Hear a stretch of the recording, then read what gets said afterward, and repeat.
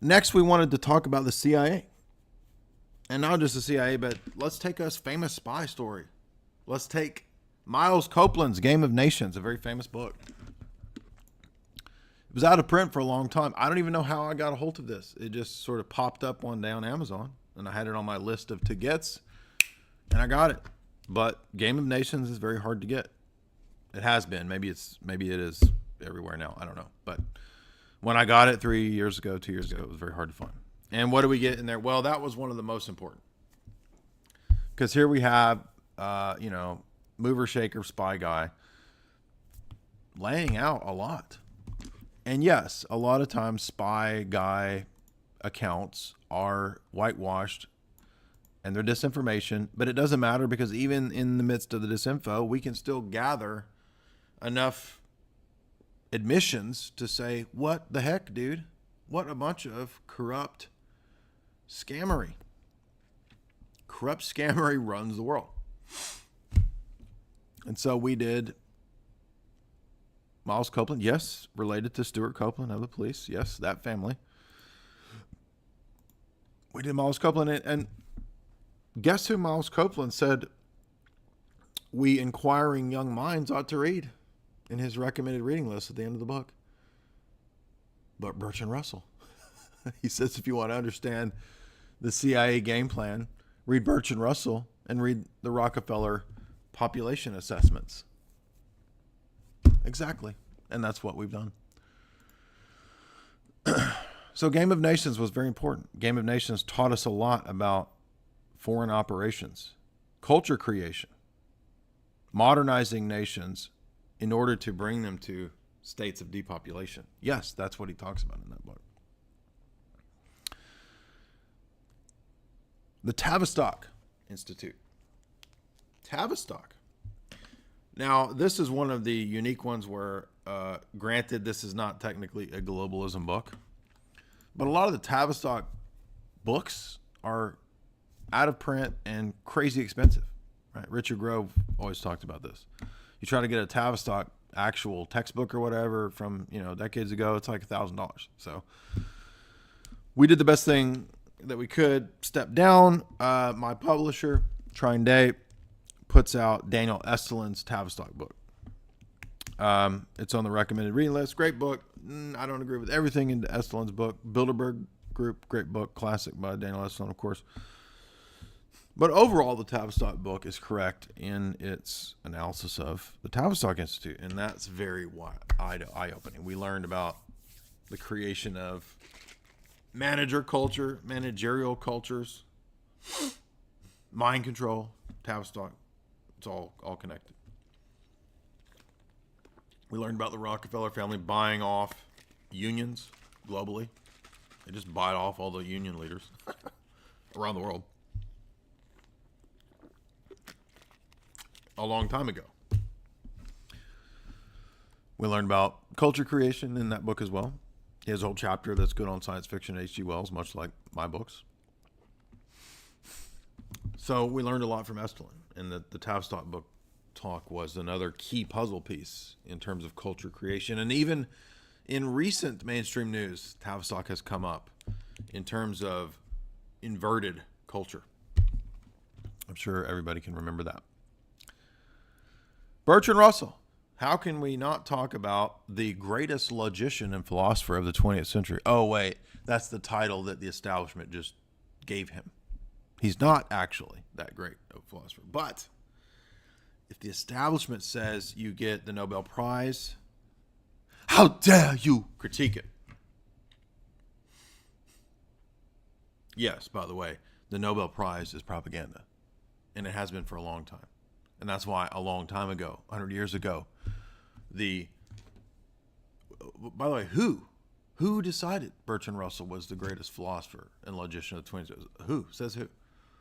Oh, the elite that Bertrand Russell is a part of, so-called elite. That's who. Self-appointed people. That's who.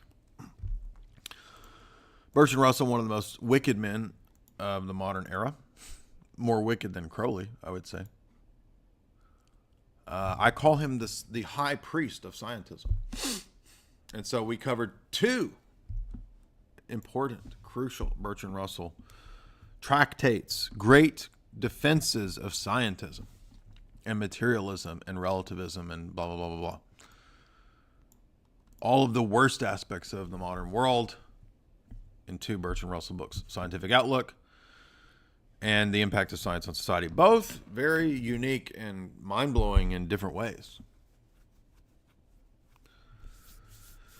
For example, what is science? What is scientific knowledge? Well, in Scientific Outlook, we get about 50 different explanations of what it is that are so elastic that science is basically anything and everything you want it to be, because it's actually just propaganda for whatever fits the immediate need. So if one is arguing with a Christian, science tells us that people choose Christianity because they're psychologically weak. That's what Bertrand Russell argues and why I'm not a Christian. Never mind that that's a basic appeal to emotion fallacy. Just roll in science. Just appeal to science. Science becomes the unfalsifiable appeal to that's not even an actual appeal.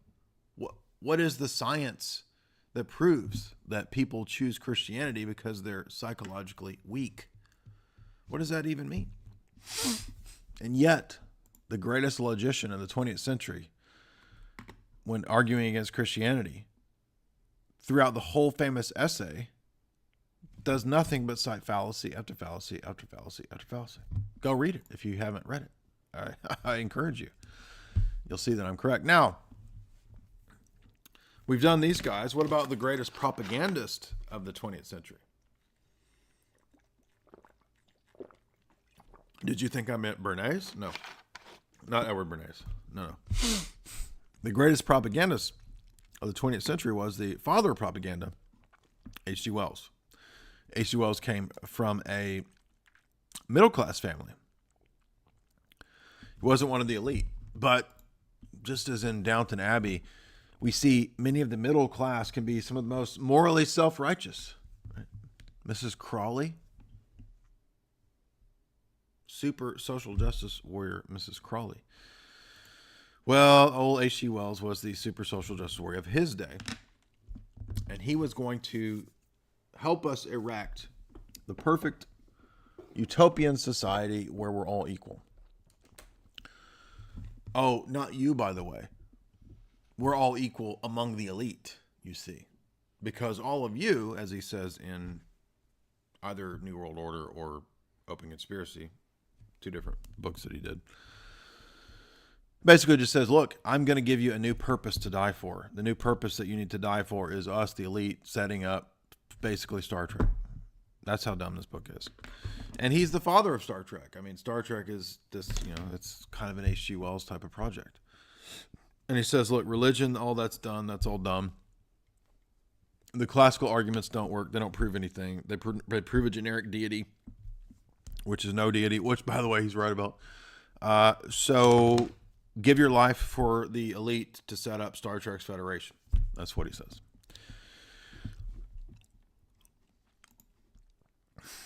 Now, we did his open plot, the Open Conspiracy. And we also did H.G. Wells's New World Order. And that one's great because he just says, communism, capitalism, who cares? It's all going to get us to the same goal. We're all working to the same final goal of a controlled technocratic society. And he says, dumb Marxists, give up. Marxism is not going to get us there. He says it's the corporatism that has the ingenuity and the energy and the power to build the superstructure that will bring in the technocracy.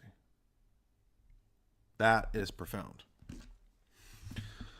That was one of the most profound things I think that I saw in H.G. Wells's book, was the admission that, because everybody says, oh, H.G. Wells, he was a damn commie, he was a Marxist. No, he was smart enough, as most of the illumined ones are, to realize that it's not about some commitment to an ideology, it's about getting to the end goal, right? Have you seen The Shape of Things to Come? Watch his movie. Well, he wrote the book, and then it became old movie. I think it's out of copyright. You could watch it on YouTube, where we get the Masonic technocracy set up. But again, he says we need open markets and libertarianism to build the global order. Then when the infrastructure is in place, clamp down. Then comes the technocratic clamp down. My friends, nerds, we live in this era now. H.G. Wells was writing this almost 100 years ago. We're entering into the transition period where we're moving out of the phase of the human. Now that corporate capitalism, monopoly capitalism has erected across the globe a standardized system, standardized culture, standardized economy, standardized everything. This is the web structure of the technocratic Skynet being built by the Fortune 100, Fortune 500, and it will be locked into technocratic mode. It will shed its free market facade. There will be no free market in the future. There will be no free exchange of goods. That's what H.G. Wells said 100 years ago. That's what Bertrand Russell said 100 years ago. You will be run by AI, gods. Not literal gods, but in their system, the AI is the god. The beast system. I don't know how else to say it. Next. I called this one something weird. I think this is Charles Galton Darwin. We did Charles Galton Darwin's... No, that's Arthur Kessler. Where's the Charles Galton Darwin? Anyway, we'll just go through these one by one. Arthur Kessler. Now this one is forgotten. People forget this book. I think it was Alan Watt. That's why I got this one. Hi folks, I'm Alan Watt, and you're listening to Cutting Through the Matrix with J. Dyer. It was Alan Watt that said read Ghost in the Machine. About 300-400 pages of pretty wild, illuminist type stuff. I mean, all what you start to notice is they're all saying the same thing, yes. But here he starts to argue stuff similar to Capra and Fritjof Capra, as we saw when we covered Capra. He was citing Arthur Kessler, right? And this is the same Arthur Kessler of the 13th Tribe fame. Now, Kessler was a Hungarian Marxist who became an order of the British Empire. That's so interesting. All of these Marxists that are given these awards by the British elite. Well, something's going on here, it seems. Marxists awarded by the British elite. It's almost like they like this philosophy. Well, I'm a damn boomer and I ain't got no time for no damn commie. I want free markets and freedom. I don't want no damn commies running anything. I believe in the freedom and the free markets. Against the commies are going to shut down Pepsi and Coca-Cola and donuts, Krispy Kremes. You dummy. The Fortune 100, the Royal Society, the elites, they love Marxism. They love it. And that's why we saw David Rockefeller praising Mao in his famous 1979 New York Times editorial from a China traveler. I'm not going to cite it again. We cited it 50 times in the last 10 years. I get tired of citing all the same stuff. But we saw with Kessler all the same old, nature is dying because of man, blah, blah, blah, blah. We're all part of one holistic system. Therefore, humans that don't go along with our scientific priest class represent viruses. They have to be maybe not dispensed with, but experimented on. That way we don't have to feel so bad necessarily about killing everybody. We can just experiment on everybody. That way they serve a useful purpose, like H.G. Wells says. You be our lab rats. You help us cure cancer. Yeah, right. Wink, wink. Even though cancer is a system promoted thing, it's something that they probably engineered. But whether they did or didn't, it's been put into things. That kind of stuff. And we saw that with Mr. Jonas Salk's two books, right? Which we also covered. But Kessler led us to reading Salk next because Kessler ended his book. Do you remember? Oh, by the way, do you remember where he said that? By the way, cannibalism is what led to man's evolution. Cannibalism was a natural thing. Why do the elite always talk about cannibalism? Why are they always talking about it being good? I thought we're supposed to be vegans. Oh, wait, but maybe the elite actually do eat people. Maybe they do. They seem to be promoting it, don't they? Yeah. So then we moved from Kessler, who also said drug the water, by the way.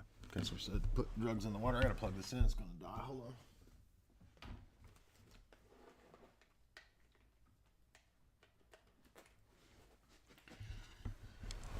So do you see the pattern here? They're all saying what they want to do. Drug the water, kill everybody, test on them, use them as experiments. The hero of inoculations, Jonas Salk, said just test on everybody with these jabs. He wrote 2 books on it. And he openly says, do it. So does Arthur Kessler. At the end of the book, that's what he says.